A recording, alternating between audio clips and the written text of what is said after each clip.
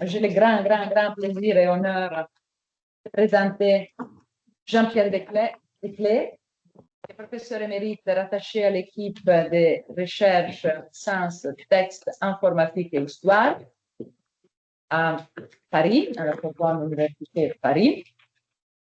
Il a enseigné l'informatique et la linguistique théorique, la logique et l'ingénierie des langues à l'Université Paris-Sorbonne. Sa recherche a été effectuée dans ce même domaine grâce à sa double formation en mathématiques. Il s'est formé à la Faculté des sciences à Paris et en linguistique à l'EHESS.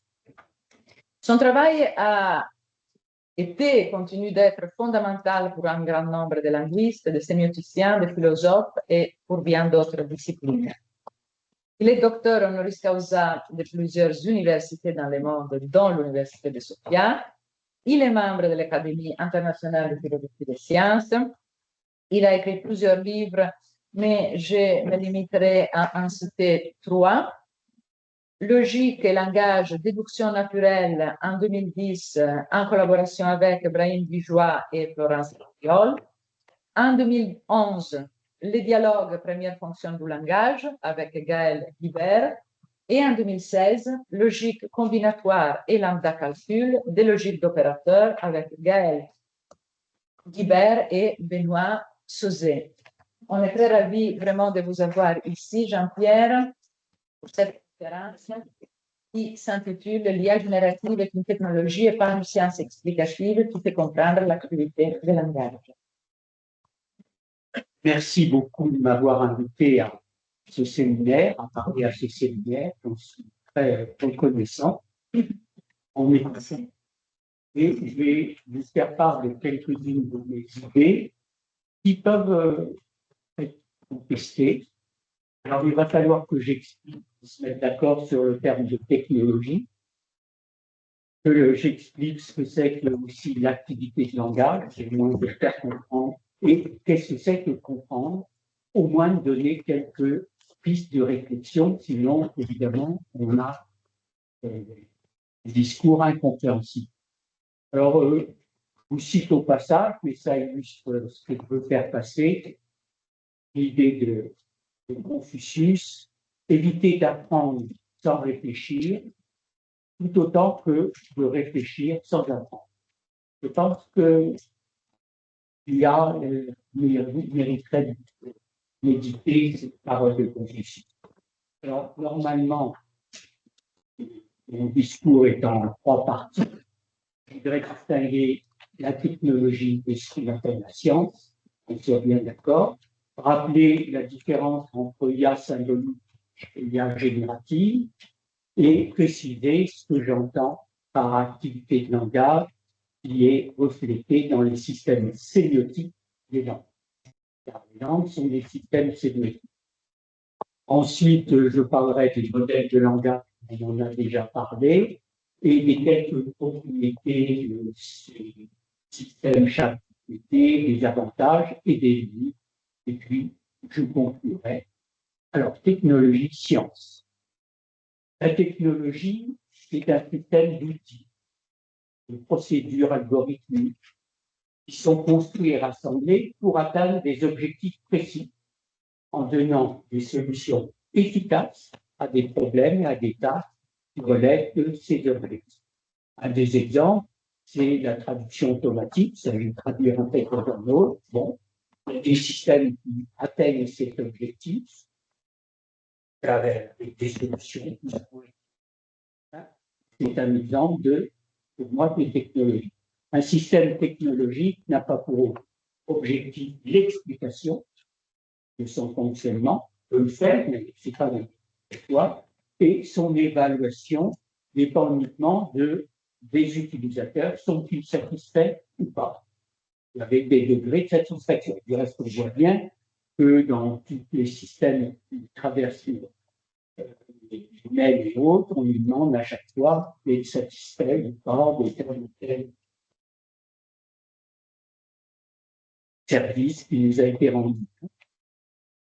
Et si le système progresse ou est arrivé Alors, les ingénieurs peuvent introduire parfois des règles heuristiques, c'est-à-dire, bon, ça a l'air de marcher, qui fonctionnent bien dans la plupart des exemples traités, sans devoir justifier, autrement que par l'utilisation satisfaisante, et sans devoir expliquer pourquoi ils sont perdus.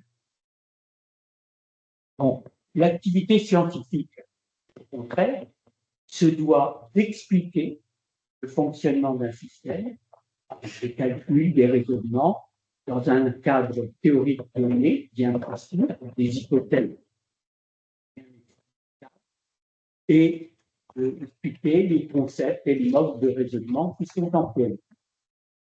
Expliquer le fonctionnement d'un système et le faire comprendre chacune de ces étapes de raisonnement en montrant comment les concepts sont articulés entre eux. L'activité scientifique est évaluée non pas exclusivement par les résultats qu'elle obtient, quelquefois une activité scientifique peut conduire à des impasses, mais elle doit expliquer ce qu'elle apporte et quelle est la compréhension qu'elle donne aux problèmes qui sont traités et qui peuvent remettre en cause certaines des hypothèses initiales.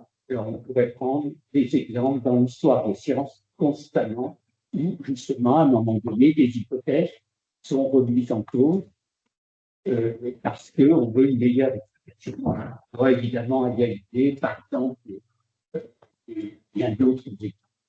Alors, ce qui est tout à fait important dans les sciences, c'est les problèmes. C'est en termes, je cite Bachelard, c'est vieux, mais je trouve qu'il est tout à fait important. C'est en termes d'obstacles qu'il faut poser le problème de la connaissance scientifique. Avant tout, il faut savoir poser des problèmes, poser des questions pour qu'il y ait une activité scientifique. Pour un esprit scientifique, toute connaissance est une réponse à une question générale bien explicitée. Les technologies, elles, c'est atteindre tel objectif. Alors, mettons-nous d'accord aussi sur l'IA symbolique et l'IA générative actuelle. L'IA symbolique, c'est toute l'histoire de l'IA, je ne vais pas la refaire, il y a beaucoup d'ouvrages maintenant qui le traitent, mais elle a commencé évidemment avec des méthodes d'apprentissage, mais qui n'ont pas donné de bons résultats, et après elle a été vers l'IA symbolique, où il s'agit d'écrire des règles logiques, d'analyse morphologique des raisonnements, des systèmes de représentation de connaissances et même souvent des systèmes de méta-connaissances. C'est ce que défendait à son époque Jacques Stram en disant qu'il faut avoir une stratégie pour atteindre un but et je vais essayer d'écrire des règles qui me permettent d'obtenir tel ou tel résultat. Alors moi, je vais me concentrer ici et tout ce que je dirais, ce serait autour de comment l'IA traite l'IA générative, comment elle traite du langage. Donc mes exemples seront essentiellement de langage et des langues. Mais certaines choses pourront déborder ce problème du langage. L'IA symbolique, alors, s'est inspiré beaucoup des théories linguistiques, plus ou moins. Chomsky, évidemment, Tenière et dans les modèles de traitement automatique des langues, que ce soit en Union soviétique ou dans tous les pays. Les modèles de sens-texte de Schuch, les modèles des oppositions entre le langage génotype et les langues phénotypes de Shenyang, etc.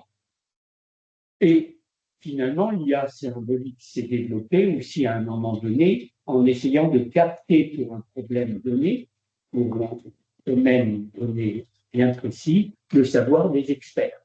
C'était la grande période des systèmes experts et de la 5e génération développée entre autres au Japon. Le problème, c'est que ça n'a pas bien marché parce que les experts, ça coûte cher. Les experts aussi devaient soumettre pendant de nombreuses années à des interrogatoires. Bref, on a dû renoncer à cette approche. Mais je donnerai un exemple, une dizaine d'années, pour résoudre des problèmes traduction automatique, c'était le triangle de Beaupois, développé avec Beaupois à Grenoble, où cette fois-ci, c'était une IA symbolique qui s'appuyait sur une analyse morphologique, lexicale de langue, puis une analyse syntaxique, en vue de représenter les significations du texte dans la langue source, pour après générer cette représentation sémantique à la fois syntaxiquement, la bonne syntaxe, la bonne morphologie dans la langue cible. Là, Beaupois et ses disciples s'appuyaient justement sur les travaux linguistiques et espéraient résoudre ce problème de traduction. Les résultats étaient partiels par moment, mais finalement, ils n'étaient pas transférables sur une grande échelle, et finalement, ils ont été assez vite abandonnés. Pourtant, ils ont fait progresser terriblement les modèles linguistiques, notamment en syntaxe. Il y a eu beaucoup de réussites, moins en sémantique.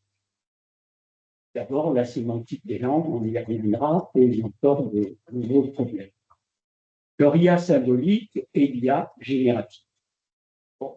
Après les échecs, ce qu'on appelle, raison de dire, les hivers dans le développement de l'intelligence artificielle, il y a eu un retour vers une méthode d'apprentissage qui avait été abandonnée et finalement vers ce qui est devenu l'apprentissage machine learning. C'est des techniques informatiques qui permettent d'entraîner par des algorithmes à résoudre des problèmes sur la base d'exemples et de donner des réponses à de nombreuses questions comme identification d'image, analyse d'image, reconnaissance de la parole, qui a progressé terriblement, développer certains systèmes de questions-réponses, mener des conversations en machine, ça on appelle la traduction, l'analyse de données génétiques dans d'autres domaines, l'analyse des données médicales, etc. Donc, c'est à partir de l'apprentissage sur des données et sur des données de plus en plus importantes et très importantes. C'est donc un apprentissage statistique qui permet à l'ordinateur d'apprendre à partir d'exemples qui lui sont soumis.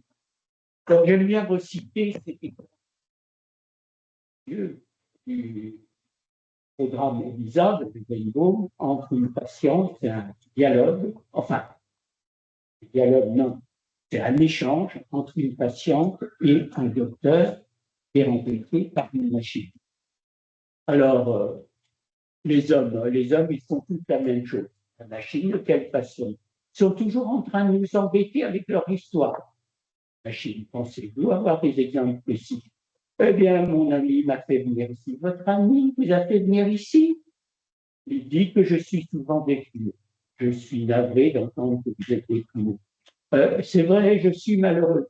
Pensez-vous que vous veniez ici vous aidera à ne pas être déprimé? J'ai besoin d'aide, c'est certain. Que signifie pour vous avoir besoin d'aide? Peut-être pourrais-je reprendre en m'entretenir avec ma mère. Dites-moi plus sur votre famille. On continue. C'est ma mère qui s'occupe. Qui donc dans la famille s'occupe de nous? Mon père. Votre père? D'une certaine façon, vous êtes comme mon père. Ressemblance, voyez-vous. Vous n'êtes pas très agressif, je pense que vous ne voulez pas que je le remarque. Qu'est-ce qui vous fait penser que je ne suis pas très agressif? C'est bien. Bon, ce modèle, c'est dialogue et bizarre, évidemment, entre machine et une patiente qui ne sait pas que le docteur a été remplacé par une machine, quand même, mais pas ridicule. Simplement, derrière, il y a des mécanismes qu'on peut deviner au bout d'un certain temps. Ça reprend certaines phrases. Eh bien, mon ami m'a fait venir ici. Votre ami? Bon, m'a fait venir ici. Bon. Des années 65, je pense. C'est à peu près. Bon. Alors, ça fait penser à ces discours par Elisa que l'homme peut avoir avec quelqu'un qui lui est pratiquement opportun et donc par exemple, dans un dîner mondain, dans un cocktail, vous avez des gens qui viennent vous embêter. Question, ah bon, vous êtes ceci? Alors vous répondez poliment, oui, oui, oui. Ah, c'est beau aujourd'hui. Oui, c'est très beau aujourd'hui. Ah oui, vous venez souvent aussi? Oui, je viens souvent aussi. Qu'est-ce que vous aimez ici? Oh, l'atmosphère, bon, etc. On répond, on s'en fout des questions et des réponses, hein, mais on est poli, on est enlevé. Quelquefois, même en tant qu'enseignant, on le fait avec un étudiant qui casse le pied parce qu'il ne vous interroge pas sur les choses importantes. Bon, peut-être que l'étudiant fait la même chose avec son professeur aussi. Voilà. Alors, les méthodes d'apprentissage actuelles, hein, très, très développées, hein, ont été développées et il y a plusieurs types d'apprentissage. En apprentissage supervisé, il faut des annotations, hein, il faut des textes à noter et à ce moment-là, on dit à la machine, oui, c'est bien, je te corrige en fonction des annotations, c'est bien qu'il reproduit, non. L'apprentissage par renforcement supervisé, ben là, on gratifie la machine de plus en plus. Oui, tu vas vers la bonne réponse, non, tu t'éloignes, et c'est là où il y a des algorithmes de plus en plus sophistiqués qui vont dire, ah, attention, tu es dans la descente, tu as des bonnes réponses, ou au contraire, tu remontes. L'apprentissage non supervisé, évidemment, c'est important parce que quand on a un très grand nombre de données dont on peut traiter, tout au moins dont on veut servir pour l'apprentissage, annoter, ça coûte cher. Il faut avoir des bonnes annotations, des bons annotateurs, et je m'aperçois souvent en regardant les annotations qui étaient données, et moins linguistiques, c'était à peu près n'importe quoi, parce que l'annotateur faisait ce qu'on pouvait faire. L'apprentissage auto-supervisé, évidemment, ça c'est magnifique, parce que la machine, elle apprend toute seule. Elle se débrouille toute seule, et apprenantissant, évidemment, l'apprentissage profond, parce qu'on va travailler avec des réseaux multicouches, on en a parlé un petit peu tout à l'heure. Alors, je peux avoir ici ce réseau avec une couche cachée, bon, je fais un certain nombre de données, 5, 2, 4, etc. Et j'ai des poids, évidemment, à chacune des flèches qui sont là. Et ça veut dire que X1 peut être plus important que X2, que X3, etc. Donc, je vais avoir des poids et qui me donnent, par un calcul, la réponse Y1 en tenant compte des poids. Puis, même chose, Y2, parce que je peux avoir plusieurs poids, etc. Et puis, finalement, je vais avoir des Y1, Y2 qui sont des débits de classification qui me permettent de donner en sortie. Je peux avoir, par exemple, dans mes reconnaissances d'ouvrage, là, je reconnais un nez, là, je reconnais une queue. Bon, ça avait des probabilités pour que ça soit plutôt tel animal que tel être animal, etc. Alors, on peut avoir des réseaux de plusieurs couches, évidemment, où les systèmes vont s'améliorer, surtout, on en a parlé tout à l'heure, par rétropropagation, c'est-à-dire je rectifie progressivement les poids pour m'approcher de plus en plus du résultat que l'on souhaite. Techniquement, on peut aller un petit peu plus loin. Alors, contrairement, par exemple, au système que l'on a fait avec Beaupois, le triangle de Beaupois ou des systèmes analogues, où on visait une représentation sémantique qui n'a jamais été atteinte ou développée. On a des systèmes de traduction automatique, déjà qui me choquent un petit peu parce qu'on a une langue source, et puis on passe dans une traduction souvent par des corpus qui sont liés les uns aux autres, en fait, qui sont alignés, comme on dit, vers une traduction dans la langue anglaise, puis après, de la langue anglaise, on passe dans la traduction dans la langue civique. Ça laisse entendre qu'il y a langue anglaise, non, hein, c'est la langue universelle de toutes les représentations. Or, on sait bien, quand on fait de la traduction, il y a beaucoup de choses qui se laissent mal traduire d'une langue dans une autre. et ça conduit quelquefois à des confusions, y compris dans l'activité scientifique. Mais en tout cas, dans ce mode de traduction actuel qu'on utilise, eh bien, il n'y a aucune représentation en fait sémantique qui est derrière. Donc, alors il y a des prises de position par rapport à ces réseaux de neurones, plusieurs couches, 5, 6, 7 couches, et par correction des poids progressifs, pour ça on peut arriver à quelque chose de stable. Eh bien, ce qui est intéressant, nous dit Gérard Berry, c'est de constater que l'on sait faire tout ça avec beaucoup de données, beaucoup de données, big data, comme on veut dire en français, mais que l'on ne soit pas pourquoi ça marche. Et ça, c'est un très grand mystère, celui de la très grande dimension. Gérard Berry ajoute d'ailleurs, on ne comprend pas encore vraiment les ressorts de ce domaine de l'apprentissage automatique sur des vastes données. Les algorithmes étaient jusqu'alors bien compris ceux de l'IA symbolique, où on avait des représentations des connaissances, des changements de représentation, donc on avait des algorithmes bien compris. Ceux de l'apprentissage font des choses étonnantes sans qu'on comprenne pourquoi ils le font. Je cite encore quelqu'un, mais je pourrais citer bien d'autres personnes. Pour certains types d'applications, il est nécessaire d'être capable d'expliquer, voire de prouver comment le système a obtenu sa réponse.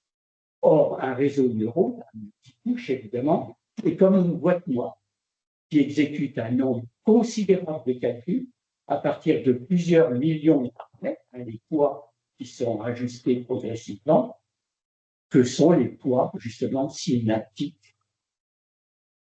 Alors, évidemment, tout le monde n'est pas tout à fait d'accord. Je cite Yann LeCun.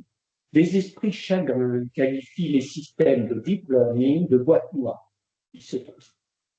L'ingénieur peut examiner le fonctionnement d'un réseau de neurones en profondeur. Tout est accessible. C'est lorsque celui-ci comporte des millions d'unités, des milliards d'unités de connexion, il semble difficile de comprendre complètement une décision de ce réseau. Bon. Alors, je vais évidemment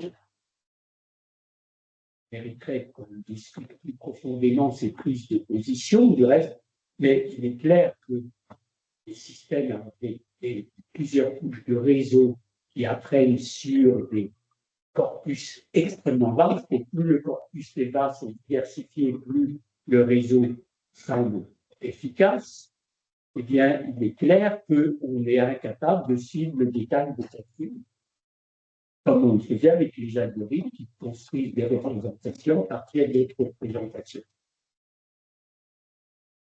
Et donc, les réseaux et les systèmes de réponses ne sont pas comprises complètement. On peut comprendre globalement le mécanisme, mais on ne peut pas suivre en détail toutes les étapes qui amènent à telle ou telle décision.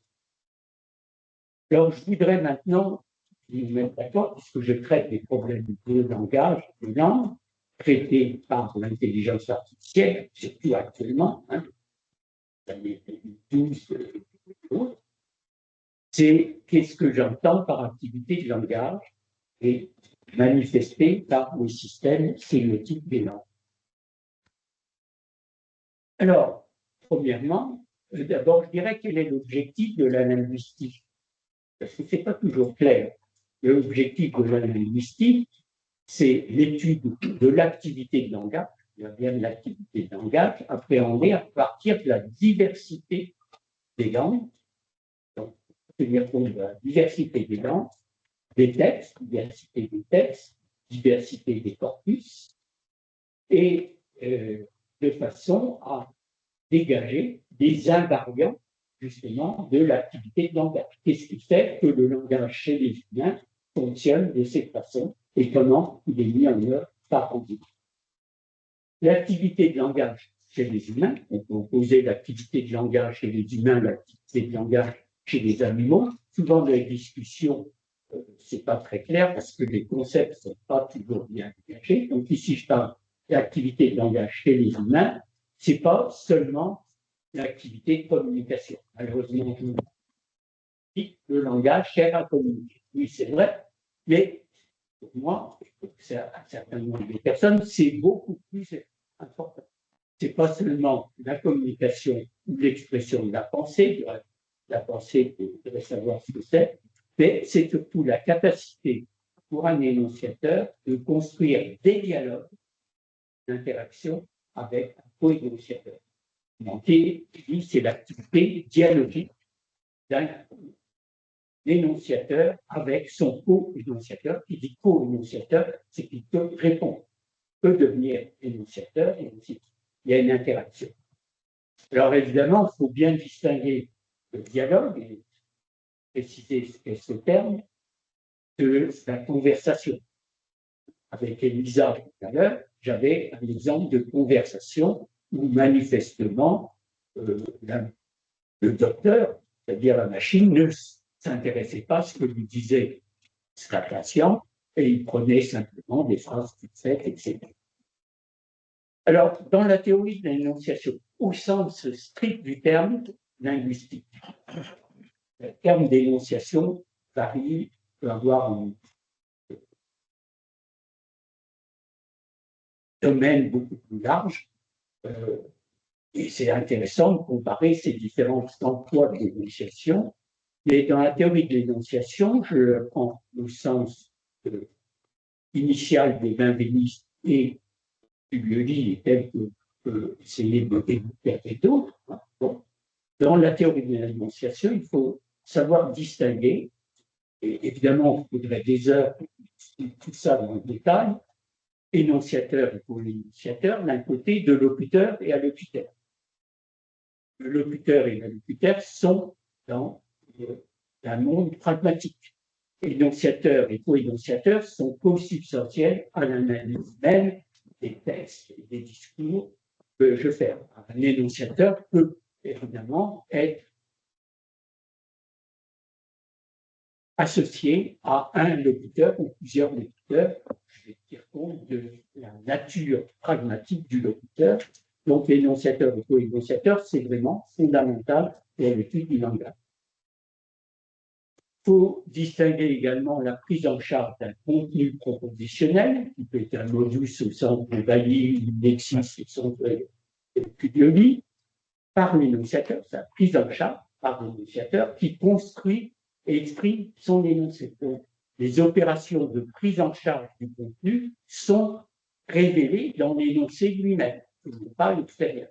Et ce n'est pas, comme quelquefois, même dans les livrages de linguistique, l'attitude de l'énonciateur vis-à-vis de son énoncé. Non, l'énonciateur laisse des traces à l'intérieur de l'énoncé. Alors, il peut y avoir, après production de l'énoncé, l'énonciateur peut lui-même dire « Ah, mais j'ai pas voulu dire ça, etc. » Bien sûr. Donc, il faut pouvoir distinguer ces notions. L'énonciation, c'est un ensemble d'opérations qui construisent un énoncé. Il faut distinguer de l'énonciation en tant qu'expression manifestée par oral, par écrit, par des signes. Autrement dit, le produit de l'énonciation. Il faut distinguer les opérations qui construisent du produit. Et dans la littérature linguistique et autres, c'est pas toujours clair. Il faut distinguer évidemment l'activité dialogique de l'activité de conversation. Alors, là aussi, qu'est-ce que c'est que le dialogue? Mais ça veut dire comprendre, essayer de comprendre, faire en sorte que dans un dialogue, je fais tout pour me faire comprendre, et inversement, le co-énonciateur va faire un effort pour essayer de comprendre ce qu'on nous dit, quitte à intervenir, mais après, je ne comprends pas ici, mais peux-tu m'expliquer, etc. Comme on dit, il y a dialogue, activité dialogique.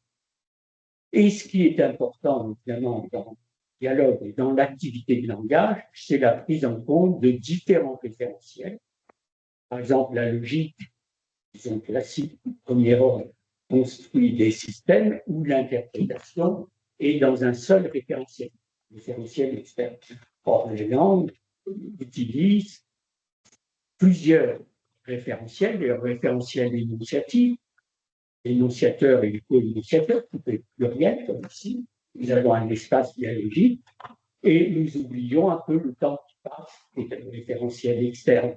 Puis il y a le référentiel rapporté. Donc, je suis capable de rapporter ce que dit un tel en citant ses paroles, justement, ça peu importe. Par exemple, à ma connaissance, chez les animaux, il n'y a pas capacité à avoir des discours rapportés. Bon, etc. Donc, alors, je reprends cette phrase que j'aime bien de Pierre Bourdieu, sociologue, qui est reprise par Antoine Denis. Là, ils ne disent pas la bonne, hein, sinon j'ai raconté plutôt. La bonne compréhension est un cas particulier du malentendu. Je pense qu'il a un sens, cette phrase.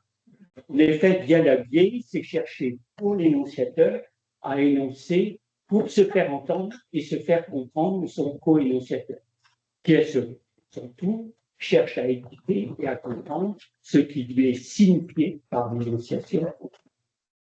Le dialogue permet les ajustements, les distanciations, les constats d'incompréhension entre un énonciateur et co-énonciateur, qui, dans un dialogue, peut lui-même assumer son rôle d'énonciateur. Autrement dit, il y a une interaction. Et du reste, dans un monologue, par exemple, l'énonciateur peut être aussi co-énonciateur, se parle à lui-même. J'ai analysé une pièce tout à fait intéressante de Voltaire, La nuit juste avant les forêts, c'est une très belle pièce où il y a un seul discours, il y a une seule personne qui parle, mais elle se parle à elle-même, elle parle à d'autres, on ne sait pas à qui elle parle, etc. Et donc, c'est tout à fait intéressant d'en faire une analyse pour montrer que même dans une seule personne qui parle, c'est un seul acteur sur la scène, en fait, il y a plusieurs personnes qui sont là, qui sont présentes, pas fictivement, hein, mais qui sont présentes dans le discours. Alors, sur le dialogue, on pourrait citer quelques personnes. Dactyle, le dialogue, c'est la forme la plus naturelle du langage, d'accord, hein. Les énoncés sont monologiques par leur forme extérieure, mais par leur structure sémantique et stylistique, sont en fait essentiellement dialogiques. Ainsi, tout discours est conçu en fonction d'un auditeur, je dirais d'un co-énonciateur, c'est-à-dire de sa compréhension de sa réponse, mais aussi en fonction de son accord, de son désaccord, etc. Alors, les langues humaines, et toutes les langues humaines, hein, sont des systèmes qui manifestent des propriétés dialogiques, qui ont des signes spécifiques pour indiquer ces propriétés dialogiques que d'autres systèmes, par exemple les langages logiques, n'ont pas ces systèmes des signes de personnes je tue. Tu es à la troisième personne. Ils ont des langues naturelles ont des signes indexicaux qui sont liés. Ce sont des systèmes spatiaux, ici, là-bas, ailleurs, ou temporels. Aujourd'hui, bon, l'espace de l'énonciateur, hier, demain, différent, et puis un jour. Et là, on passe dans la référentielle, narrative, etc. Autrement dit, les langues ont des systèmes de signes spécifiques qui indiquent la fonction dialogique du langage. Et d'autres systèmes de langage, formels par exemple, n'ont pas ces systèmes-là. Chez les animaux, on n'en rencontre pas jusqu'à présent. À chaque fois qu'on a cru les trouver, eh bien, l'expérimentation, non pas je tue. Dans le développement même d'un enfant, quelquefois, alors je me permets de vous raconter une anecdote, j'ai peut-être le temps de s'amuser avec un enfant, mon enfant, enfin, mon fils, qui, à un moment donné, commençait à parler. Hein, et alors, on assiste à un quiproquo, parce qu'il y avait sa grand-mère qui venait, mais qui ne connaissait pas le visage de la maison, il n'y avait pas. et l'enfant voulait toucher à quelque chose en objet, le verbe, et il disait ti. La grand-mère, oui, je le fais. Neti, il se mettait en colère. Parce que le ti, pour l'instant, il n'avait pas assimilé le je, tu, il, et le ti, c'était lui, hein, puisqu'on s'adresse à lui. Tu vas faire ceci, tu vas faire ceci. Voilà. Hein, bon. Ça montre bien qu'un enfant, hein, petit à petit, va conquérir le système dialectique, va l'apprendre, etc.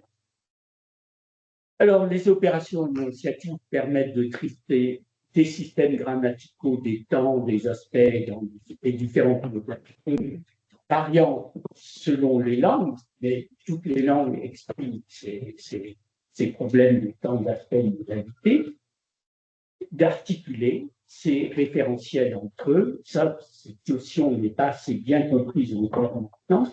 Déjà, Benveniste a touché un petit peu le sujet, et puis d'autres linguistes pensent que ces articulations référentielles, on pourrait prendre des textes où on montrerait comment différents référentiels sont articulés. Par exemple, je peux mettre des hypothèses, je ne vous cache pas, des vérités. Je peux travailler sur des conséquences de faits contrefactuels et développer des systèmes de croyance, etc. Les langues naturelles permettent tout ceci. Alors là, je vais pas traverser parce que je n'ai pas eu le temps. Simplement, je voudrais simplement dire qu'il peut y avoir dans l'analyse du langage, hein, eh bien, je peux construire des représentations sémantiques et pour passer, le langage va s'appuyer, entre autres, sur des perceptions visuelles et sur le monde de l'action. Autrement dit, ça ne se fait pas au niveau des signes de la langue, et ça se fait au niveau de représentation. Donc, parler une langue humaine, c'est donc être capable de construire des représentations cognitives. Disons de la sémantique, une sémantique cognitive, et où les primitives de cette sémantique vont être liées à la perception visuelle du monde et à l'action que l'on peut avoir sur le monde. C'est toute une théorie qu'il faudrait développer ici. Je voudrais illustrer ceci par la suite de thèse que je suis depuis temps. Dans le cadre de l'IA symbolique, il s'agissait de savoir comment on était capable de passer d'un texte à une succession d'images qui racontaient d'images stéréotypées, etc., abstraites, on va dire des icônes, symboliques. Alors, voilà le texte. Je roulais sur la partie droite de la chaussée quand le véhicule arrivant a été complètement déporté. Serrant à droite au maximum, je n'ai pu l'éviter. Quand on comprend ce texte, on peut se construire des images. Alors, est-ce qu'on est capable de simuler avec des représentations des connaissances? Attention, c'est l'image, c'est l'IA symbolique. Je roulais sur la partie droite de la chaussée quand un véhicule arrivant dans le virage a été complètement déporté, serrant à droite au maximum, je n'ai pu l'éviter. Ces images ont été engendrées automatiquement à partir du texte, donc les sons. Évidemment, maintenant, on peut aller plus loin avec les vraies images, etc. Et là, c'est des IA symboliques qui passaient par des représentations.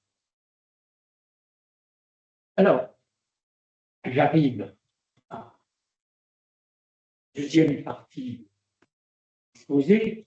C'est vraiment là, on rentre dans l'IA générative, dans l'IA générative actuelle et les grands modèles de langage dont on a parlé tout à l'heure. Là, le problème de modèle de langage me heurte un petit peu. On a compris ce que c'était, etc.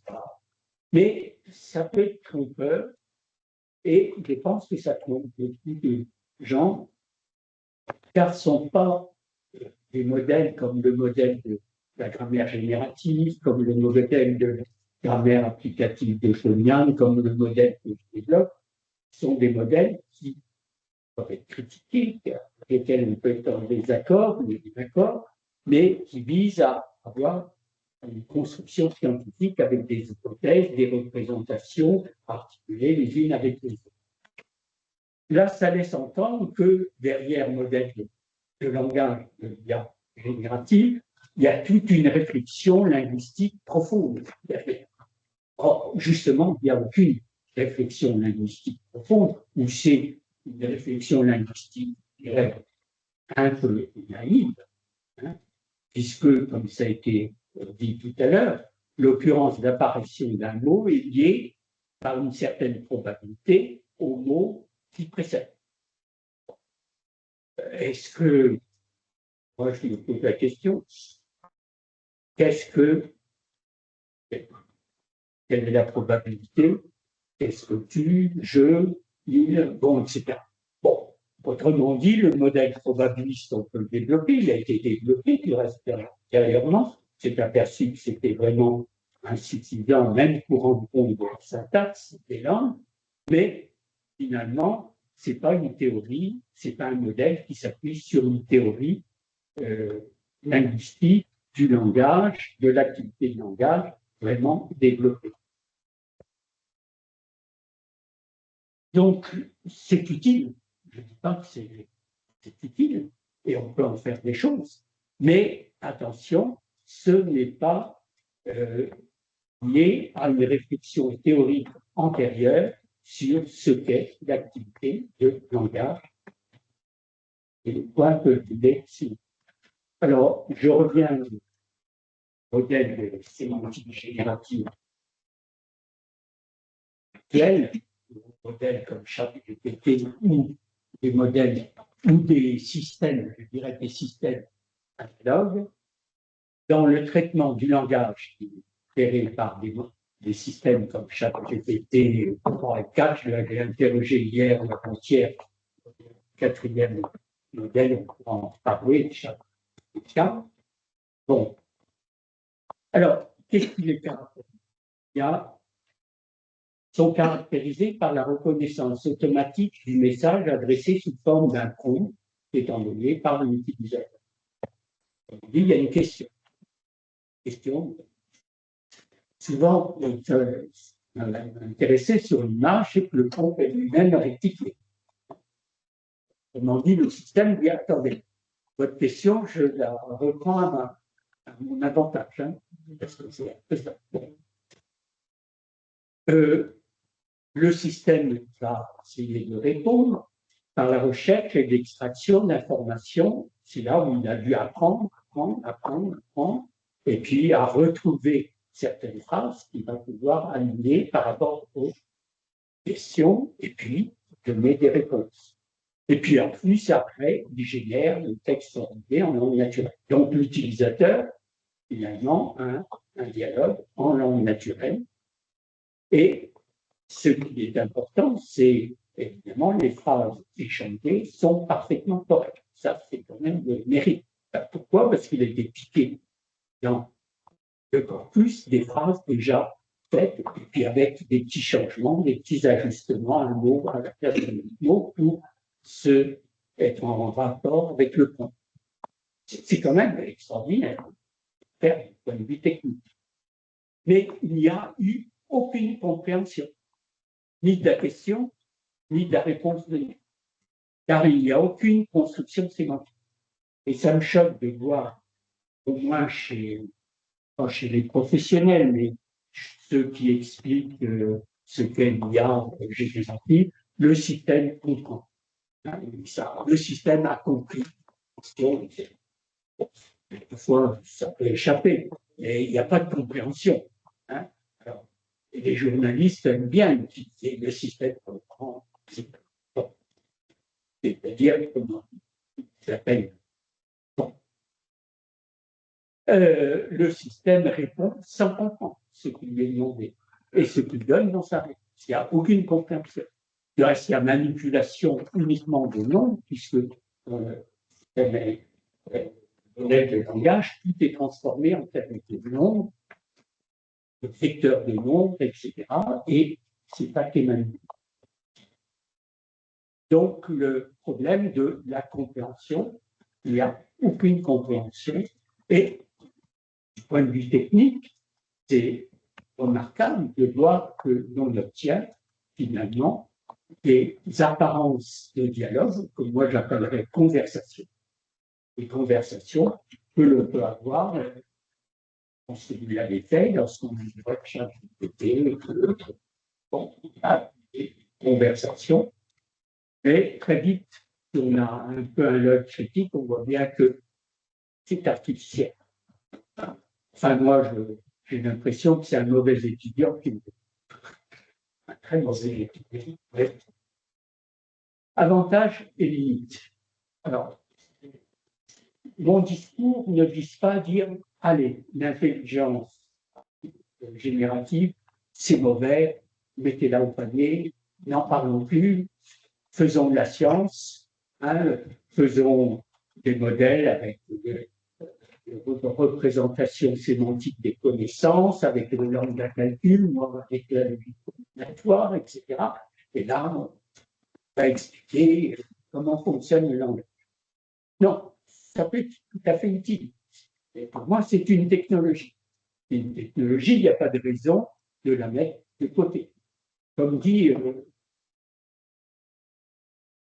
créateur de la recherche opérationnelle, qui développait des systèmes algébriques pour manipuler des équations, des dérivés, il avait introduit des opérateurs algébriques, mais qui n'étaient pas fondés, et il a fallu attendre beaucoup de temps pour montrer que ça pouvait être fondé mathématiquement.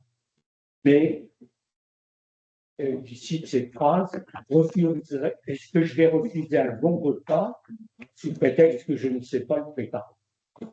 On va refuser une technologie, hein, sous prétexte qu'on ne sait pas comment elle fonctionne, surtout si elle me permet de faire de la traduction automatique. Je pense que nous tous, nous utilisons de temps en temps la traduction automatique qui a fonctionné et amélioré, parce que c'est quand même amélioré. Sinon, l'article ne passe pas dans une bonne recherche. Vous voyez, dans recherche d'information, oui, il y a reconnaissance et identification d'images, relation texte-image, langage d'image, c'est ce que nous avons vu la semaine précédente, hein.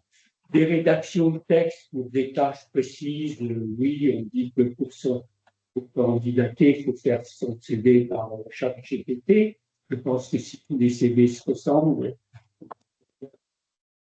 se méfier. Bon, en tout cas, il y a des utilisations.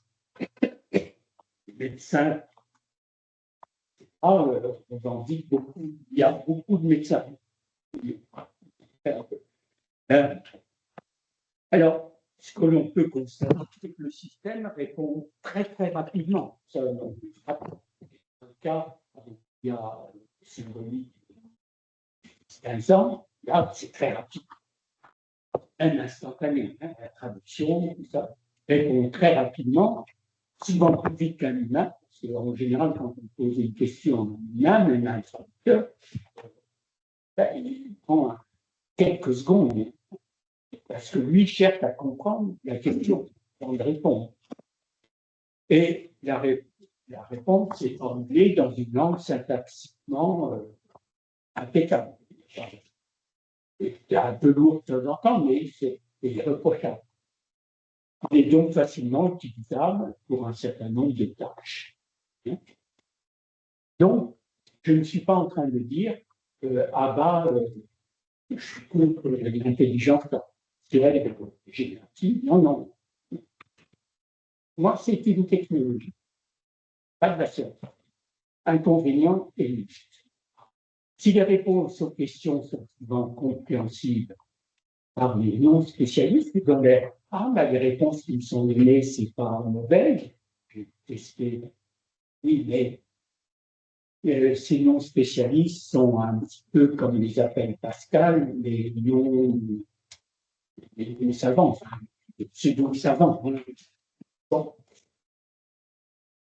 Un spécialiste considère souvent que ces réponses, donc chaque quelqu'un et les autres, sont souvent très, très générales, quand on connaît le domaine de la question, ben, ça n'apprend rien. Et ça conduit souvent à des réponses fausses. Enfin, je vous en citerai tout à l'heure. Et les discussions avec ChatGPT rappellent parfois les discussions d'Elisa que je citais tout à l'heure. Bien que derrière, ça soit beaucoup plus sophistiqué que derrière Elisa, puisque j'avais des schémas déjà tout préparés dans les questions et les éléments qu'ils mettaient dans le schéma pour répondre. Là, c'est beaucoup plus sophistiqué et ça fait appel justement à l'apprentissage et ça permet de traiter des domaines assez diversifiés. Alors, le système donne souvent des réponses entièrement fausses et complètement fantaisistes. Par exemple, je l'ai interrogé sur moi-même. Disons, là, je sais qui je suis. Et je lui ai donné quelques renseignements sur moi. D'abord, il dit, je ne connais pas. Ça, c'est normal. Et aller voir tel endroit, tel. Bon, ça, c'est les bons signes. Et après, je dis, bon, professeur à l'université de la Sorbonne, est-il mathématicien ou linguiste? Ah, réponse. Il répond, il est linguiste. C'est content. Je pensais être mathématicien. Bon, autrement dit, de temps en temps, il reprend des éléments. Le dernier élément, parce que j'ai dit, est-il mathématicien ou linguiste? Il a pris linguiste. Il est linguiste fort connu. Je lui dis, mais il est à telle université? Oui, il est à telle université. Si je lui raconte des blagues, il va vers des fausses pistes. Donc, il faut lui donner des choses. Je pourrais prendre d'autres exemples comme linguistique et mathématiques, et il répond des banalités. Hein, ben, c'est des mathématiques qui sont appliquées à la linguistique. Très bien, mais j'aimerais savoir un peu. Donc, et des réponses fausses et complètement fantaisistes. Et effectivement, l'utilisateur non averti, le faux habile, le faux habile, comme dit Pascal, hein, qui se laisse entraîner dans les. Ce qui est dangereux quand même, hein, pour ceux qui interrogent le système, qui sont justement des utilisateurs non avertis, qui se laissent complètement entraîner vers. Alors, ce qu'on peut reprocher aussi, c'est que ces systèmes ChatGPT ne précisent pas leurs sources. Alors moi, je demande qu'un système me donne ses sources. Hein. Un tel a dit, c'est un tel. Où j'ai trouvé ces préférences sur telle plateforme. D'où le manque de fiabilité, de sécurité scientifique. Les réponses apportées sont élevées quelquefois dans Wikipédia. Dans Wikipédia, il y a bon, et quelquefois, dans certains domaines où je suis un peu plus compétent, c'est n'importe quoi. C'est à moi de proposer. Donc, vérifiez.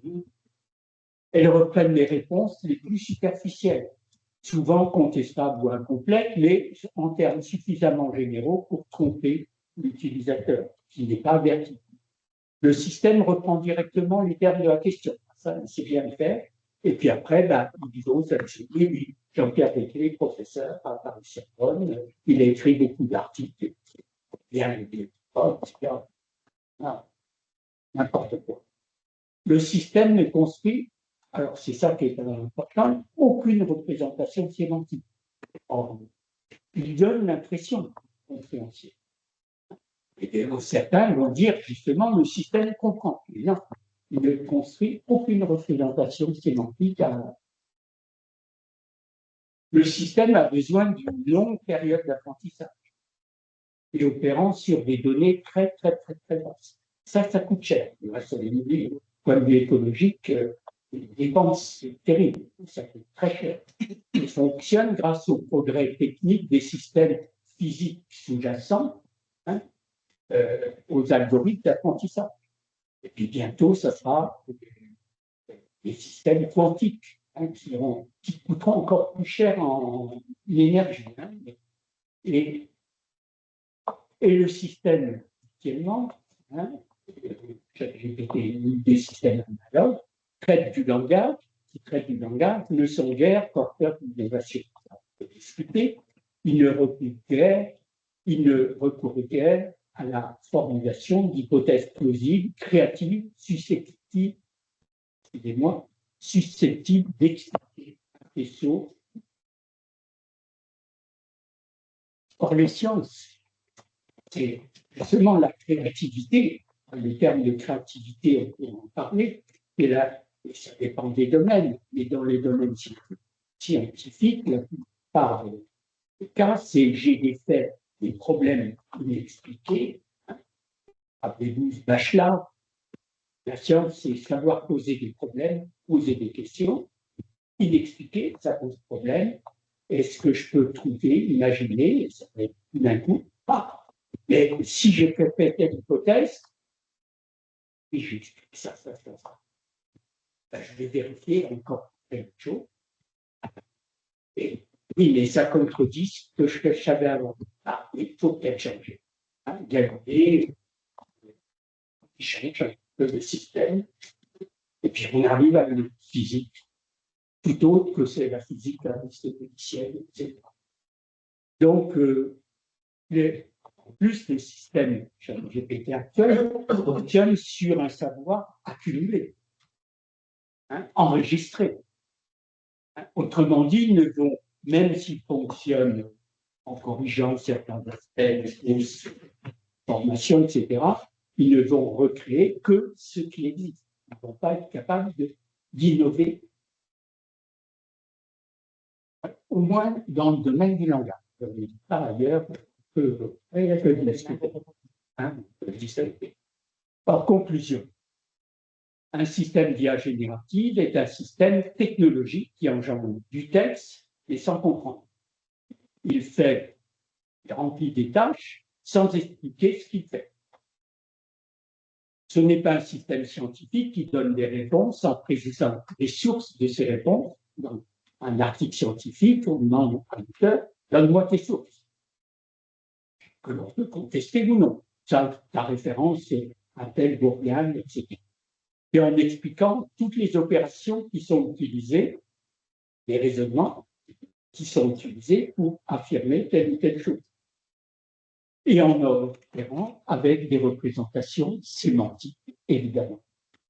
Un système d'IA génératif, il traite le rôle écrit et le gestuel, c'est très important, la langue des signes. Je trouve très, très intéressant à étudier, mais encore pas assez bien étudié, ne nous apprend rien sur comment l'humain, confronté aux mêmes tâches, traite du langage. Comme on dit, ça traite du langage, mais ça ne nous explique pas comment fonctionne le langage. Comment on prend une question, comment c'est. Alors, mon souhait pour l'avenir, c'est une alliance souhaitable entre une IA générative et une IA symbolique. Actuellement, dans le traitement automatique du langage, dans les revues des noms, ils ont envoyé un article avec des règles et des connaissances linguistiques et refusé dans 95% des cas. On va dire, faites de l'analyse de corpus et prouvez que ça va arriver, hein, même si. Bon, autrement dit, non, essayons d'avoir un mariage heureux, une alliance totale entre l'IA générative et l'IA symbolique qui traite des compétences, des représentations sémantiques, qui s'appuie sur des théories, soit sémiotiques, linguistiques ou autres, examiner, on peut discuter. Donc, les méthodes d'apprentissage profond, OK, ne serait-ce que pour vérifier une théorie, vérifier une hypothèse, c'est très important d'aller chercher dans le corpus si cette hypothèse se vérifie. Inversement, je peux avoir découvert dans le corpus des choses très surprenantes. Par exemple, si on avait le temps, je dirais, est-ce qu'un imparfait peut apparaître avec deux mains? Je dirais non, l'imparfait français c'est le passé. Je ne peux pas avoir un imparfait avec le présent. Ah, j'ai une phrase. Alors, qu'est-ce qu'on mangeait déjà demain? Il va faire si on peut expliquer. Il va faut avoir une théorie de l'imparfait pour l'expliquer. Qu'est-ce qu'on mangeait déjà demain? Ça me paraît naturel dans ce contexte. Hein? Non. Alors, bon, mais je vous donnerai le contexte un petit peu. Ça veut dire que il y a quelques heures, la maman m'a dit voilà ce qu'on va manger demain. Alors, j'ai dit qu'est-ce qu'on mangeait déjà demain? Alors, ça vous paraît comme acceptable. Je l'ai dit. Qu'est-ce qu'on avait prévu?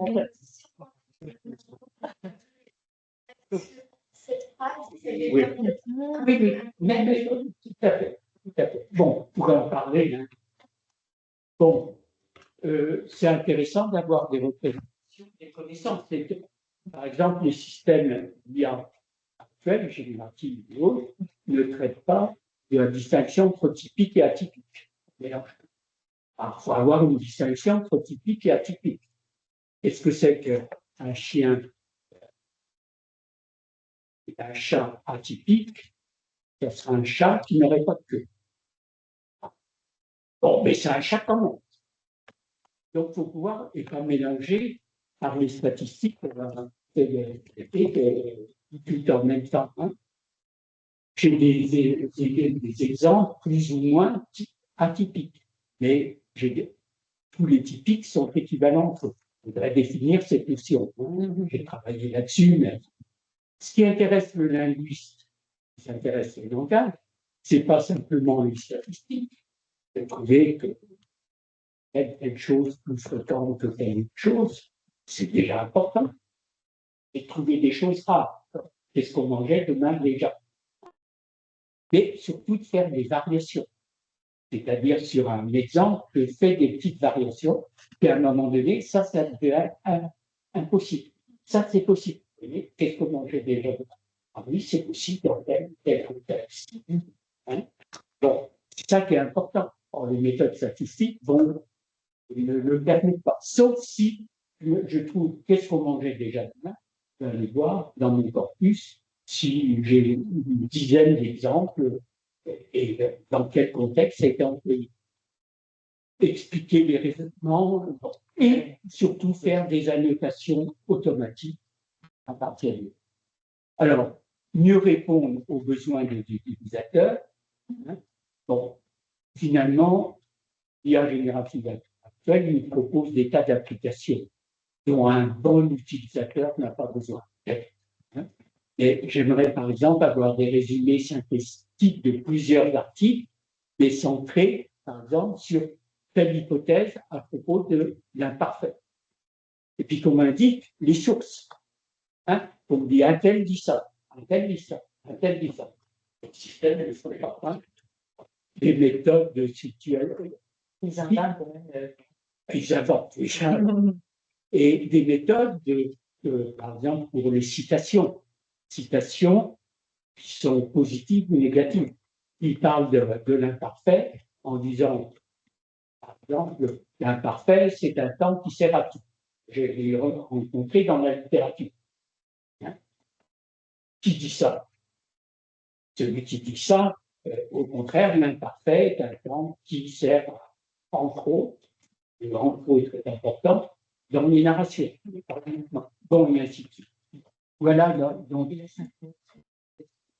Et je m'arrête ici, c'est ma fin. Et je vous remercie. J'ai été peut-être un peu long. Non,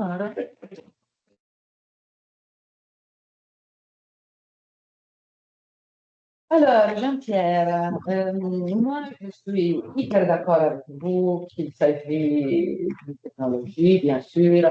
Je me rappelle que vous m'avez posé cette question il y a quelques temps dans une autre situation. Et de la manière dont vous, justement, vous décrivez, vous définissez la technologie d'un côté et la science de l'autre, je pense qu'on ne peut pas ne pas être d'accord avec vous. Donc, bien sûr, je ne sais pas si véritablement il y a quelqu'un qui qui déclare que l'intelligence artificielle déjà est une science. L'intelligence artificielle générative, non, pas du tout. Il y en a. Mais qui, par exemple, j'ai jamais entendu penser que l'intelligence artificielle générative puisse être une science. C'est justement, comme vous l'avez décrit, quelque chose que attend que l'utilisateur soit plus ou moins satisfait, efficacité, pas d'autres explications, etc., etc. Je pense que sur ça ne vaut même pas la peine de discuter. Mais je voulais reprendre un peu la question du dialogue et de l'énonciation qui est pour nous très importante. Moi, la fois dernière, je ne me suis pas focalisée sur ce que nous appelons de Habermas, énonciation énoncée, mais c'est ce que vous décriviez tout à l'heure, quand vous avez parlé de comment le co-énonciateur est inclus dans la textualité. Et bon, il y a eu beaucoup d'exemples intéressants faits avec le ChatGPT par notre collègue Pierluigi Dasso, que j'ai cité la fois dernière, mais bon, il faudra lire son article, vraiment, il est arrivé à construire des dialogues délirants, parce qu'il le voulait, justement, où justement, qui s'appuyait sur des styles littéraires particuliers, très intéressants. Donc, disons qu'il peut y avoir aussi une certaine complexité, ça dépend vraiment de la manière dont on pousse, la question. Mais sur la question, disons, de l'énonciation énoncée, moi, je suis surtout capable de vous relater mes expériences avec l'intelligence artificielle générative text-to-image. Et nous avons fait justement avec mes collègues Enzo D'Armenio et Adrien qui sont là, qui nous suivent, bon, presque pas le premier article, mais notre deuxième article ensemble, c'était justement tester la pronominalité, la temporalité, la spatialité avec le ChatGPT, par exemple. Tout de suite, je l'avais rappelé aussi la fois dernière, tout de suite, on a proposé de représenter quelqu'un qui regarde l'observateur, par exemple, et un modèle comprend que l'observateur, c'est la personne qui écrit le prompt, un autre modèle représente physiquement un observateur. Donc déjà là, il y a un fonctionnement, on pourrait déjà dire par ces réponses-là, que Midjourney et Dali sont totalement différentes dans la manière de pouvoir rendre compte d'un dialogue à travers lui. Et puis, on a essayé aussi avec d'autres, avec la spatialité, par exemple. Représente-nous quelqu'un vu de loin, quelqu'un vu de près, et évidemment, vu à partir de quel point de vue. Donc, on a testé beaucoup de ces disons, pronominalité, voire paramètres énonciatifs. Et nous avons vu justement l'extrême variété. Donc, c'est très difficile, je pense, de pouvoir dire une fois pour toutes, ça construit un dialogue, ça construit une conversation, et de se dire, bon, le dialogue est impossible parce qu'il ne s'agit que de conversations. Moi, je pense que les réponses et les cas sont plus diversifiés que ça. Les images, justement, me les confirment, les tests que j'ai fait confirment. Une autre question que j'aurais voulu aborder avec vous, non seulement celle de la conversation et du dialogue, mais c'est la question de l'image. C'est une question que je me pose moi-même. Alors, je suis en train de lire différents livres sur le fait que oui, les modèles, le large language model, c'est basé sur la Next World Prediction. Mais avec l'image, est-ce que ça se passe véritablement comme ça? Parce qu'il n'y a pas de linéarité. La linéarité, ce n'est pas la grammaire qui nous intéresse si on travaille sur l'image, c'est bien sûr toute autre organisation. Jean-François a beaucoup travaillé sur la mériologie pour aussi rendre compte de la composition de l'image. Le groupe MUL aussi, évidemment, a essayé de décrire la tabularité dans différents livres. Et donc, je pense que cette question de la next word prediction et de la probabilité, dans le cas de l'image, est sans aucun doute traitée, et à traiter de manière différente. Et puis la question de la typique atypique. Moi personnellement, je ne suis jamais déçue quand je reçois comme réponse quelque chose de stéréotypique. C'est-à-dire, je cherche les stéréotypes. Et je pense que c'est une recherche intéressante pour les stéréotypiciens de chercher les stéréotypes. Comment les stéréotypes, effectivement, sont appris, reproduits et déformés par ce modèle. Parce qu'il s'agit évidemment de ce que nous, on leur a appris. Et donc, c'est aussi important que la machine nous fasse comme miroir face à ce que pour nous est typique ou pour nous est stéréotypé. Évidemment, la question des formes, c'est plus intéressant qu'avec la question de ce qu'est un linguiste, mais le cœur, je pense, d'un travail sémiotique sur ces intelligences-là, ça doit partir d'une interrogation sur le stéréotype. Et donc, sur ces questions. Je m'arrête ici parce que je pense que j'ai béni Jean-François, attendez, qu'il y a quelqu'un aussi en ligne. Une seconde, je vous laisse dire, mais je vais prendre. Oui, oui. Bon, on peut prendre les questions dans l'ordre inverse sur le typique et l'atypique. Bon. Moi, je travaille depuis un certain temps sur ces notions d'observation et des considérations théoriques faites par le psycho Jean-François pour construire une logique de la typicalité et des exemplaires plus ou moins atypiques, c'est-à-dire une logique des objets. Donc déjà pour définir très bien ces concepts. Et justement, refuser certaines approches logiques qui me paraissent inadéquates pour avoir une approche, ce qu'on développe dans la logique de la LDO, objet de la détermination. C'est très important de distinguer ce que fait pas la logique classique. Là, je suis en logique. Ce que fait pas la logique classique entre essence et intention pour pouvoir dire que l'objet typique va hériter de l'intention, un homme, un physique, à deux bras, deux jambes, etc., et je pourrais le reconnaître, et des propriétés essentielles, l'essence étant contenue dans l'intention, où un représentant atypique peut perdre certaines propriétés de l'intention, par exemple un unijambisme. Et je refuse catégoriquement les approches du type ah, j'ai des degrés en unijambisme, un degré moins. C'est très dangereux dans les discussions. Or, je regrette dans les discussions qu'on entend à la radio, etc., on a souvent ces genres de choses. C'est-à-dire, on ne s'interroge pas sur mais pour toi, qu'est-ce que tu mets dans le sens, dans ton concept, qu'est-ce que tu mets dans l'intention. Et alors, pour le système de reconnaissance, je ne voudrais pas qu'un système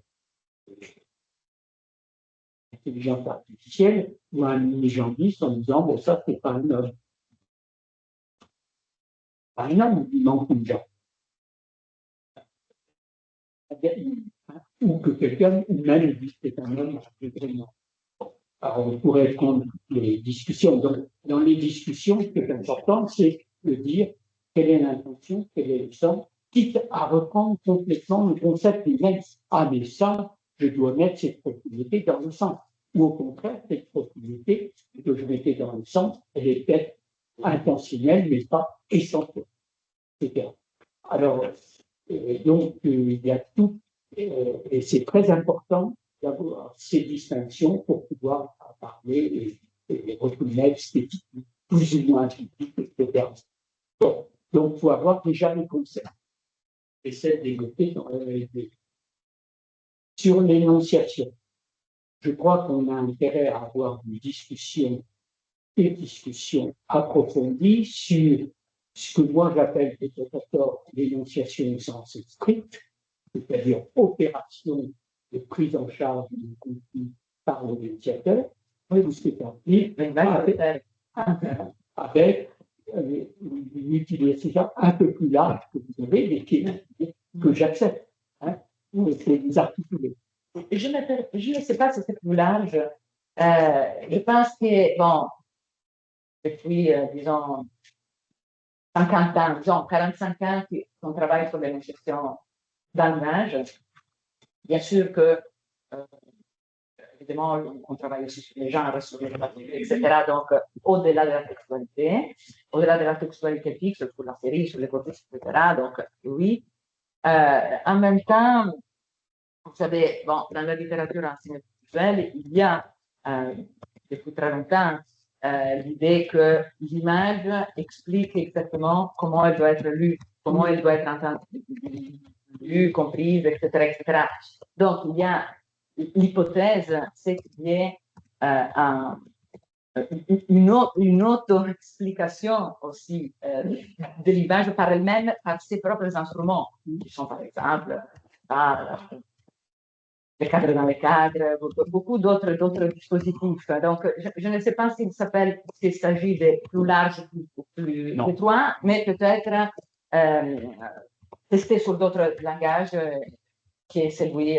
Parce que j'ai toujours un peu, je me dis, on a été toujours très, comment dire, très strict quand on a fait des analyses énonciatives de l'image et en tentant de traduire la question de la sexualité, la question du dialogisme, des modalités aussi, etc. Et puis, bon, je me dis, je ne sais pas si c'est plus large. C'est simplement de déployer sur des langages qui ne fonctionnent pas comme le langage verbal. On devrait articuler, sans dire plus large ou plus restreint, capable d'articuler et de voir quels sont les concepts constituants communs et quelles sont les spécifications visuelles. Je crois que là, il y a un débat intéressant mais constructif. Merci beaucoup. Je vais arrêter de vous interroger parce qu'il y a d'autres intervenants. Denis.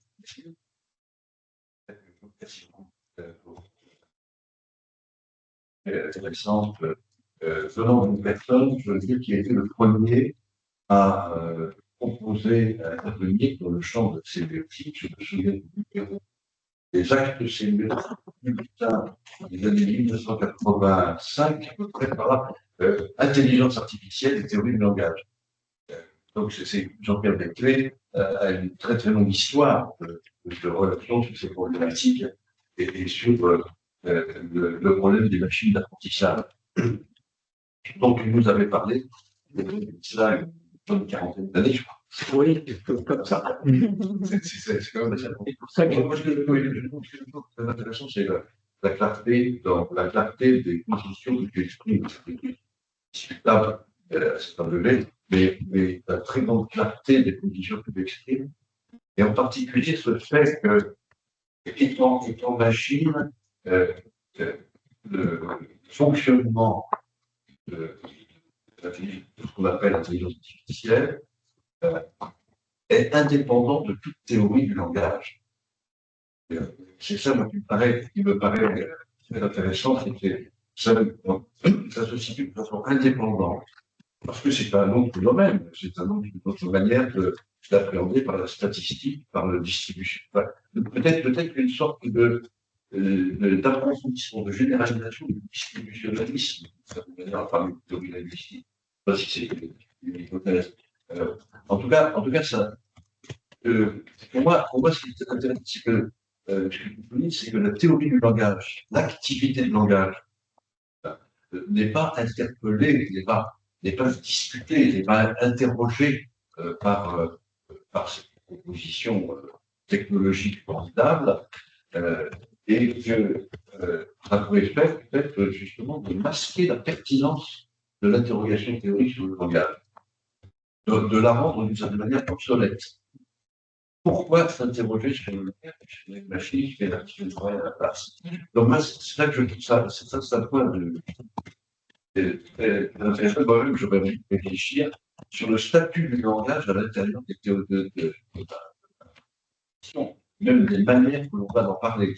Je parle beaucoup parler de Julia qui répond à la question, la question de la catacrèse. La catacrèse, qui est déjà le mot intelligence, est une catacrèse. Avec ce qu'on appelle généralement. Non, puisque c'est un mécanisme. Donc c'est une question très, très générale, dans ton intervention, très utile, de ce point de vue. Peut-être y a-t-il des points de discussion. Maria Julia répond. Maria Julia accède, par exemple. Moi, je suis surpris et d'une certaine manière désaccord lorsque l'on parle d'une énonciation de la machine. Pour moi, ce n'est pas l'énonciation. C'est la production de langage de façon mécanique, très magnifique, par une procédure mise en route. Mais l'énonciation, c'est quelque chose, à mon avis.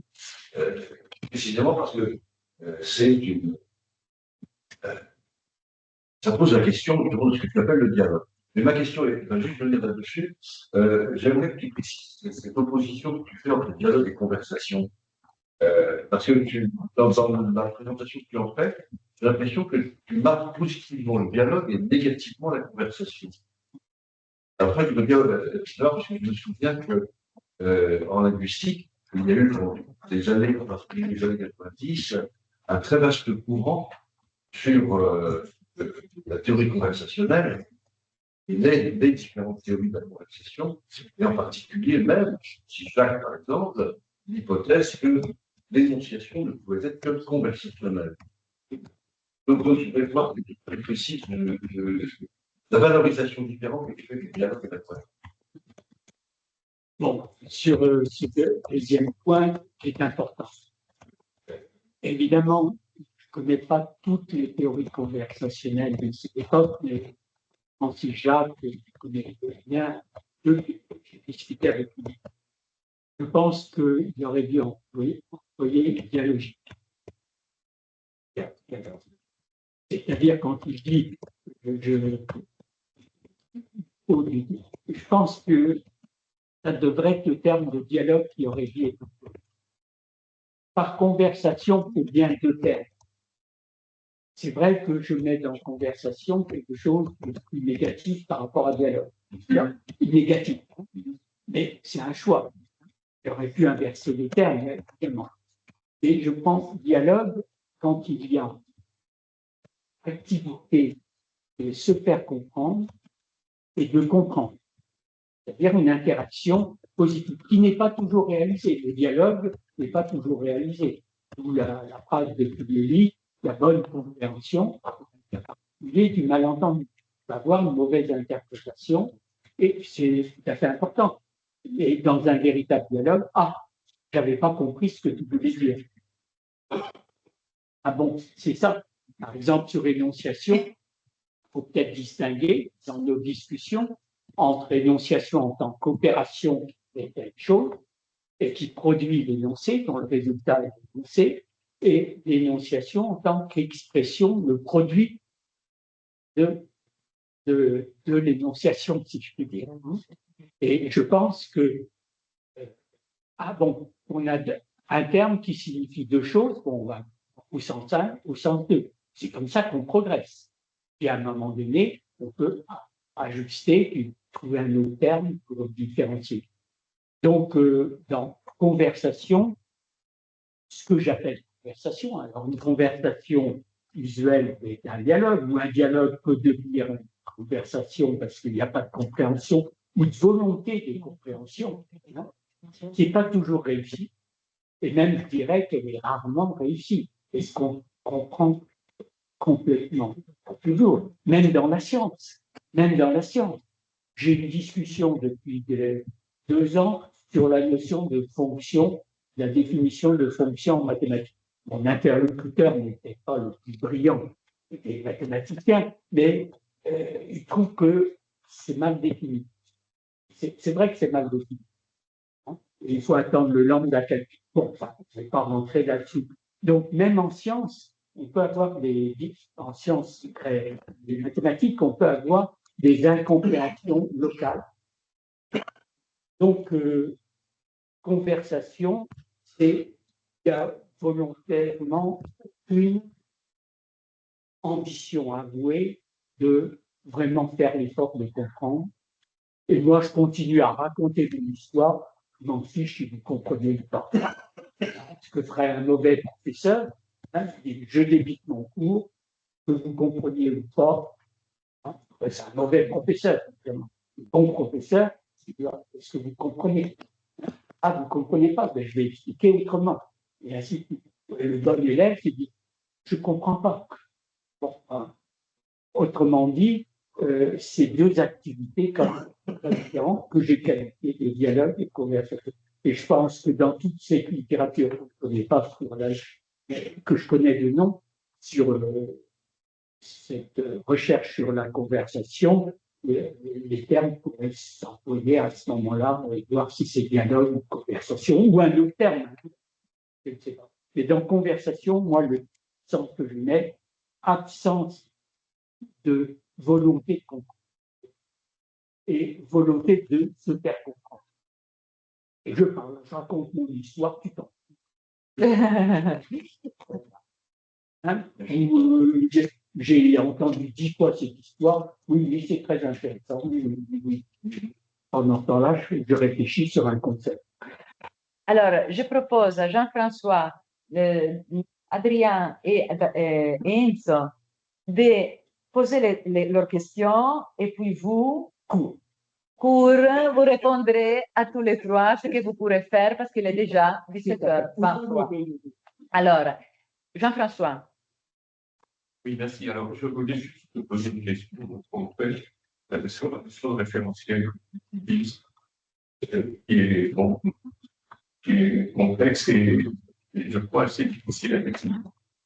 D'autant plus difficile à définir qu'il y a, au fond, un nombre quasi limité de référentiels possibles pour construire des référentiels. Donc, que ce soit des factuels, des changements de traduction français. Or, la question si c'est un problème non engagé, si c'est de certaine façon, parce que les changements de référentiel, on peut les faire moyen que le langage. Par exemple, avec l'image, par exemple, avec le cinéma, sont évidents. Donc, là, il y a vraiment une question, d'autant plus, par exemple, tu as montré un petit scénario, une voiture démarre, etc. Donc là, j'ai bien compris, c'est ce que tu appelles des représentations.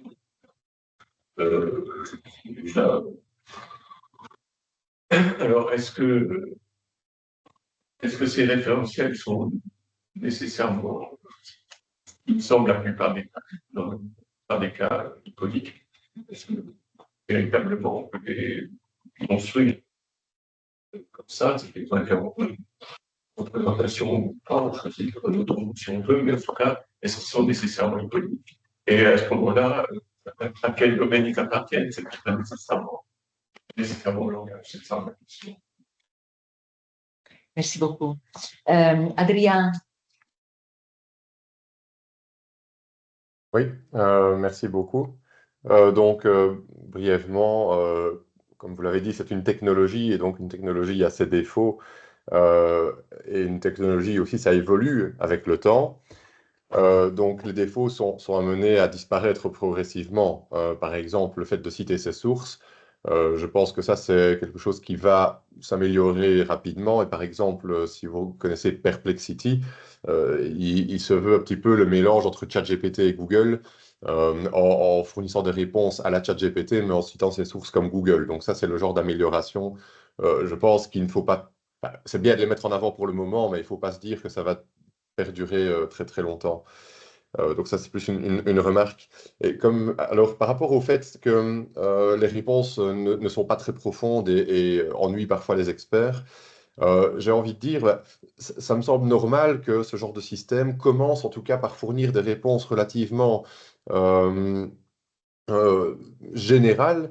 Imaginez, vous rencontrez quelqu'un dans la rue qui vous demande ce que vous faites, vous n'allez pas commencer à aller loin dans le détail.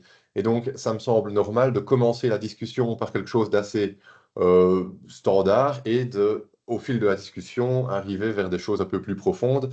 Et à tout moment, il y a moyen de dire à ChatGPT, bon, je suis un expert dans le domaine, je veux des choses techniques. Et donc, il est capable, je pense, de faire des choses plus profondes que ce qu'on peut penser. Ça dépend aussi de la façon dont on l'utilise. Donc, à nouveau, ça, c'est pas une question, c'est plus une remarque. Et alors, j'ai une question. Quand on dit le système ne comprend pas, alors, ça veut dire quoi comprendre? Parce que imaginez, vous passez un test de Turing, vous êtes face à un écran, et derrière l'écran, bah, il y a soit un humain, soit une machine, on ne vous le dit pas, et vous posez une question à l'écran. Vous recevez une réponse qui est très bonne, parfaite. Bah, vous ne savez pas dire si c'est un humain ou une machine qui a répondu. C'est un humain ou ChatGPT qui a répondu. Mais si la réponse est bonne, c'est que la question a été comprise d'une certaine façon. Alors, est-ce qu'on peut dire que ChatGPT ne comprend pas les questions quand il fournit quand même des bonnes réponses? Donc, c'est cette notion de compréhension qui me gêne un peu. Je dirais qu'il ne réfléchit pas, en tout cas au sens de la question, ça me semble un peu plus vrai, mais la notion de compréhension, est-ce que c'est pas quelque chose de peut-être mal défini ou comment est-ce qu'on définirait au-delà de se dire bah, la compréhension, c'est pouvoir faire une représentation sémantique d'une question, ça me semble un peu vague et non quantitatif, non mesurable. Merci. Merci, Adrien. Enzo, Oui, merci. J'ai une question très générale qui semble une provocation, mais qui n'est pas une provocation.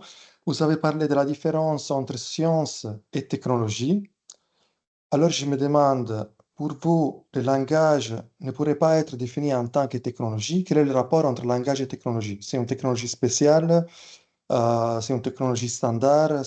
Ça m'intéresse. J'aurais une autre question, mais je pense que voilà, je peux m'arrêter là. merci beaucoup à tous les trois. Bon.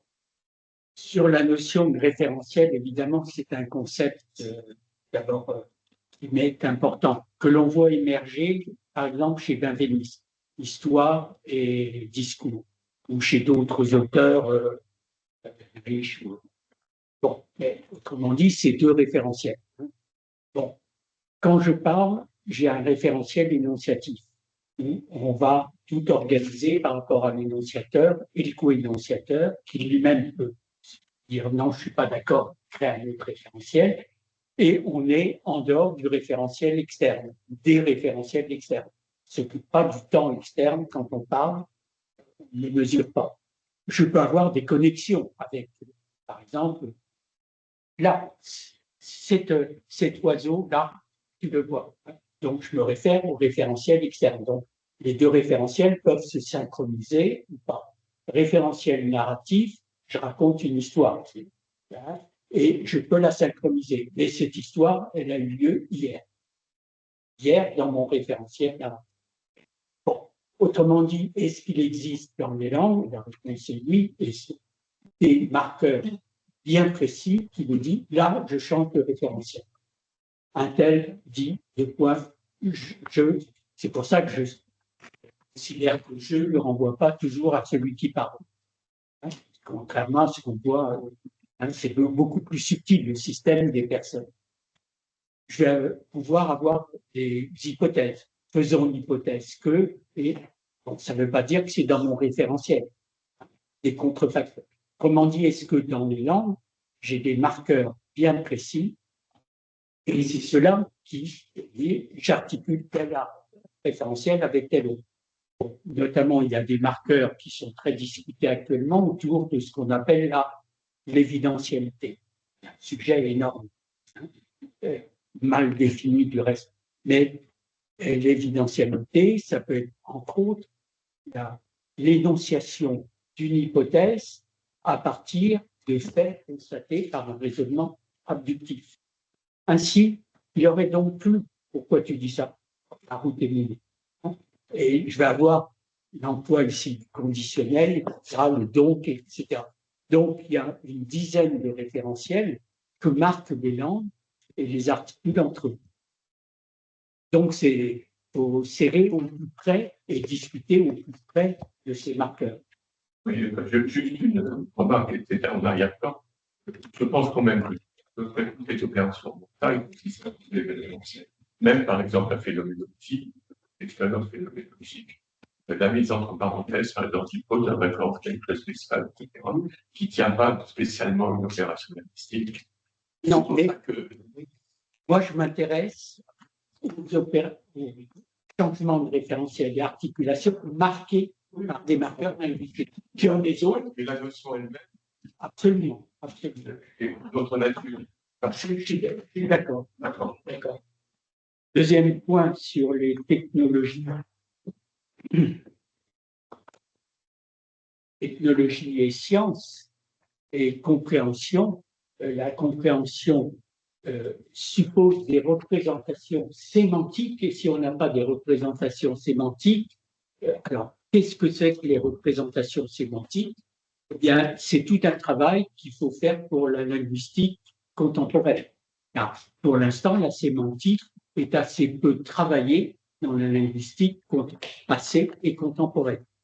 Donc, notamment les sciences cognitives et la linguistique cognitive consiste à construire des représentations sémantiques qui peuvent être des représentations de type formalisé, dans un langage totalement formalisé, symbolique, ou articuler des représentations iconiques.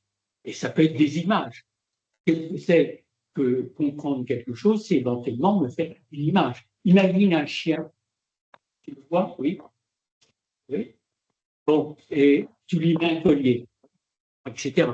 Donc, autrement dit, on va raisonner avec des images.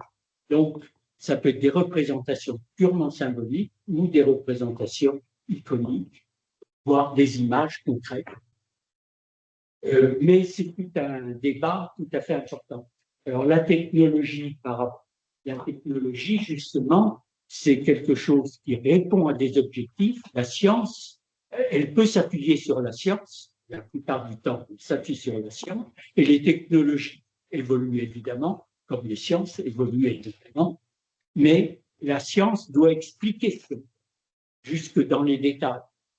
La technologie dit, tu es content? Ça suffit. Hein? On va faire une validation statistique. 78% des gens sont satisfaits. Contre cette autre technologie, 30%. Et ça, c'est, voilà, on s'en contente. La science, non. Tous ceux qui comprennent doivent être d'accord. Ou au contraire, on est en désaccord sur tel concept. Alors là, on discute. Bon, c'est une longue discussion. Je ne peux pas y aller. 1 heure, 2 heures de discussion. Bon, mille merci à vous tous. Mille merci à Jean-Pierre pour sa générosité. Et on va se retrouver le 11 décembre avec Philippe Gréa et avec Adrien de Liège dans 3 semaines.